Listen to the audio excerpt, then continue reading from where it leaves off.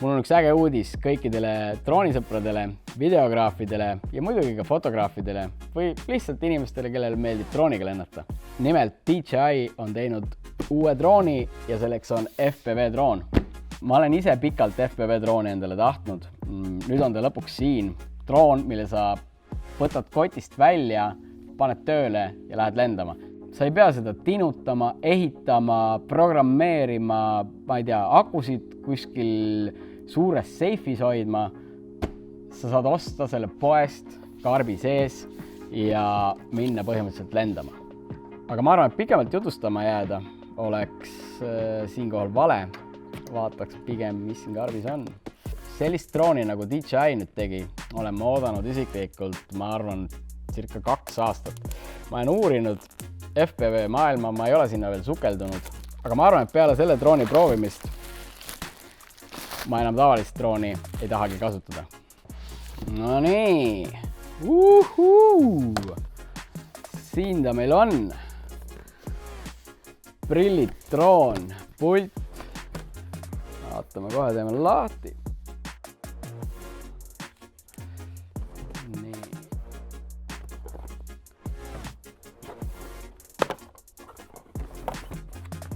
Mis siit karbist muud välja tuleb, kui väga ägeda disainiga väike, üpris raske droon. Tundub väga tugevast materjalist. Võtame gimbali klämbi ära ja siin ta meil on. Imepisike kaamera.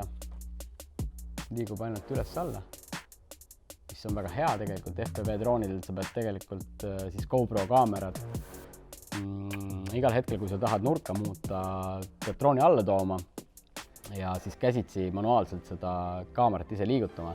Olenevalt siis sellest, kui kiiresti droon lendab, siis sa pead oma ette siin nii-öelda kaamera nurka liigutama, aga siin sa saad teha seda automaatselt ilmselt läbi puldi. Propellerid. Nii, ja nüüd on propellerid küljes ja droon siis ise on selline. Väga lahe. Punased otsad, väga stiilne näeb välja. Siit tagant käib siis drooni laku välja. Enamus drooni kaalust on muidugi aku. Droon ise on selline tegelikult suhteliselt väike. Nii, jõuan puldi juurde. Esimene emotsioon on küll väga hea. Mul on väiksed käed ka tegelikult. Minu kätte ta läheb nagu valatud. Nagu ikka viimastel DJI toodetel, droonidel just siis on nupud alati puldi küljes. On tegelikult väga mugav, et sa ei saa neid ära murda, et kui sa oled lõpetanud lendamise, siis sa paned puldi sisse tagasi. Võtad siit välja, kruvid külge. Nii. Ja siin ta on. Karbis kaasas on veel ühed varu propellerid. Power adapter, DJI prillid, DJI goggles siis, väga stiilsed, näevad välja nagu päris hävitaja piloodi prillid. Kes neid teab, siis tegelikult DJI'l on juba enne olnud tegelikult FPV nii-öelda süsteem. Need nüüd on versioon 2, ehk siis tulevad kaasa just selle FPV drooniga. Need ei ole samad, mis need eelmine mudel. Antennid prillidele. Need lähevad siia ülesse. See on nagu selline kuri herilane. Lähevad siis üles ja alla. Ja nüüd peakski tegelikult nii-öelda prillipaar valmis olema.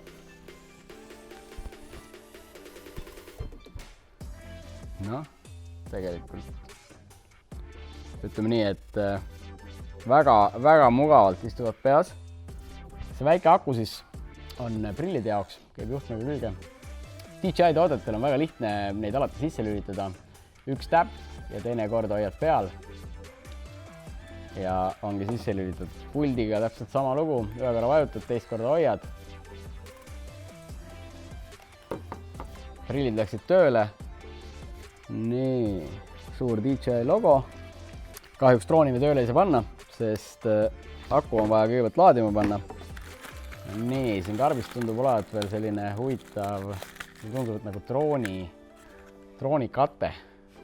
jah, seesama must droonikate, mis siin on, sa saad asendada selle sellise huvitavat värvi rohelisega, mis ilmselt läheb siia peale ja saad endale teha sellise rohelise drooni, mida siis teatud tingimustes võib-olla on parem märgata.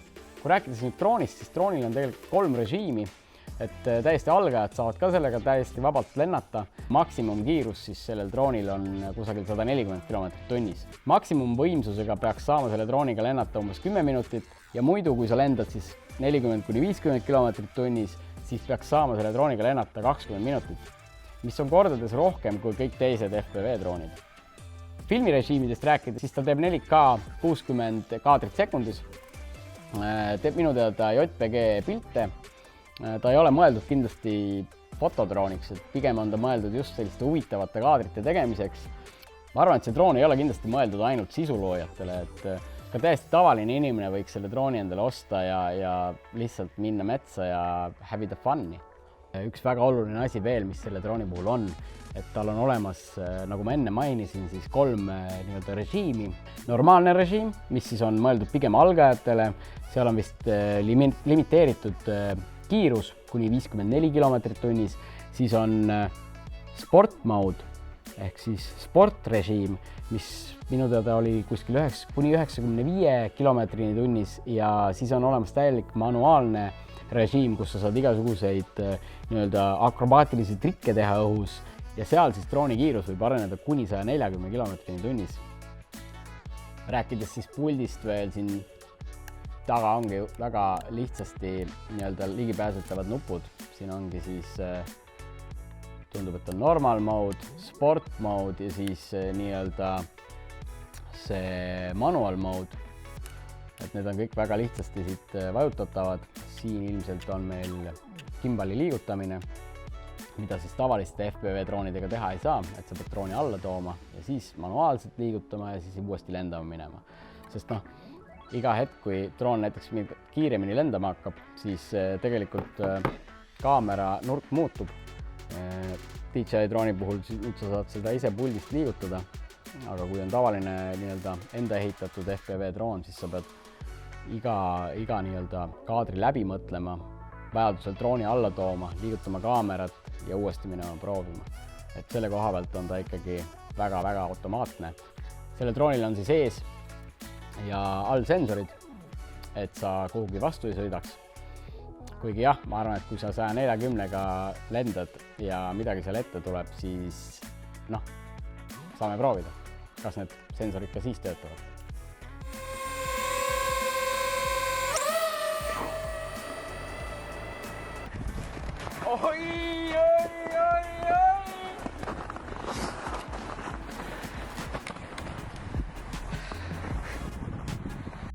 Drooniga lendamise puhul on alati üks olulisemaid asju enda ja teiste ohutus. DJI on selle peale mõelnud ja pannud puldi külge siis ohutusnupu, mida vajutades siis droon jääb ühe koha peale ja hõljub seal ühe koha peal. Näiteks oled kusagil metsas, tead, et lendad puude vahel, tunned, et levi hakkab ära kaduma, vajutad seda nuppu, sa tead, et droon jääb ühe koha peale lihtsalt hõljuma. Minu teada on seal variante veel, et kui sa vajutad seda safety nuppu, siis droon tuleb automaatselt koju. Aga selliseid asju on ikka vaja, eriti kui siin selline väike asi sõidab 140 km tunnis. Mis me siin ikka pikalt räägime? Laeme akut täis, paar sõpra juba ootavad ja lähme lendama.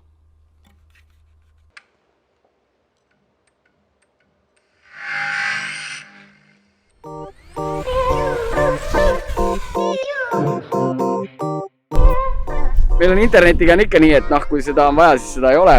Aga jah, Henri siin paneb oma pilli tööle ja teeme mõned kaadrid niisama ka FPV-ga, siis enda ehitatud FPV-ga ja ootame seda, et DJI drooni update'id saaks tehtud, sest nagu ikka, update'id võtavad aega.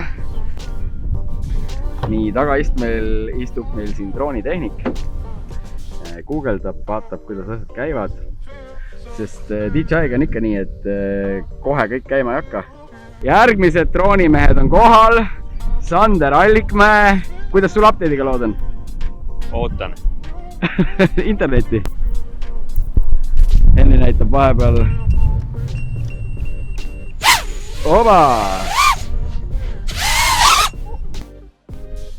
Väga hea, väga hea.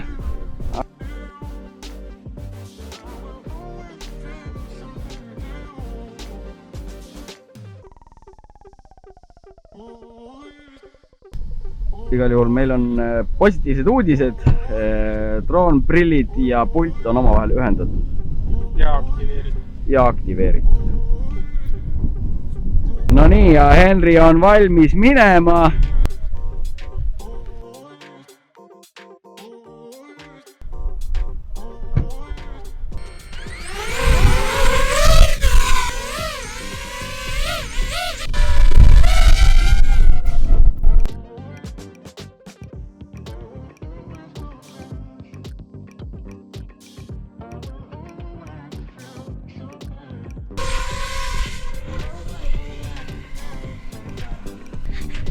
Ütleb nii, et update võttis omajagu aega, aga professionaal Henri lendab ja Isma muljed on üli ägedad.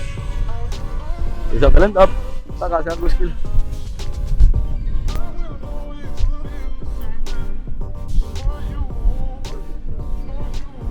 Stiki all nagu 2 liigutust. Ma ei tea, kui sa pole akrot lennad, siis võib-olla ei saa aru sellest, aga nagu...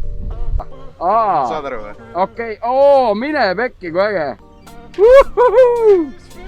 Üli cool ju! Et tavalise FPV drooni peal tuleb seda õppida ikka nagu mitu päeva seda pööramist, et see on nagu... Okei, ühega ta kallutab, teisega keerab nagu, eks? Jah, et see move, mida sa praegu teed, see on siis bänkimine ja see vajab seda FPV drooni siis nagu 2 stiki miksides.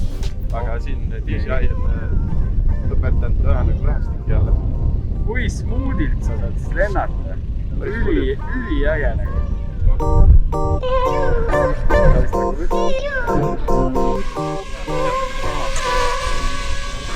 Esmamulje on see, et DJI on suht head tööd teinud sellega.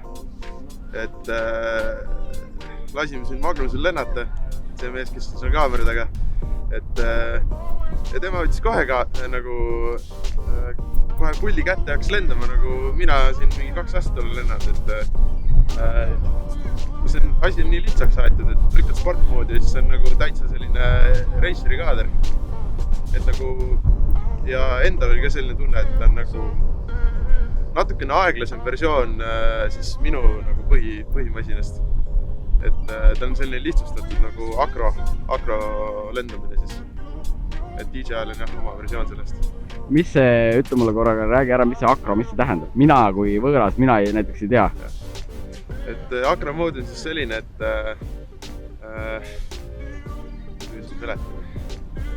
põhimõtteliselt on niimoodi, et sa pead ise andma gaasi manuaalselt, et droon ei püsi lihtsalt õhus, et kui lased gaasi lahti, siis ta lihtsalt kukub. Aga jah, sellel DJI drooni eripära on jah see, et sa lased stiki lahti, teed endale kohvi ja siis tuled tagasi ja lendad edasi. Päris safe jah, et kui sa lükkad sportmoodi peale, siis ma tean, et need asjad siin enam sind ei aita, aga kui sa normalmoodis lendad, siis need isegi väidetavalt aitavad.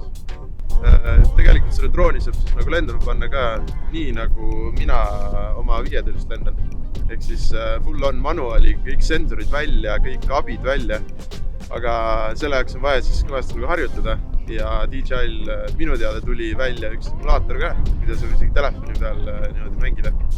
Ja siis kõvasti simulaatoritunde ja harjutamist ja siis võib isegi selle manuali peale lükata ja hakata siis neid flippe tegema ja muud sükest.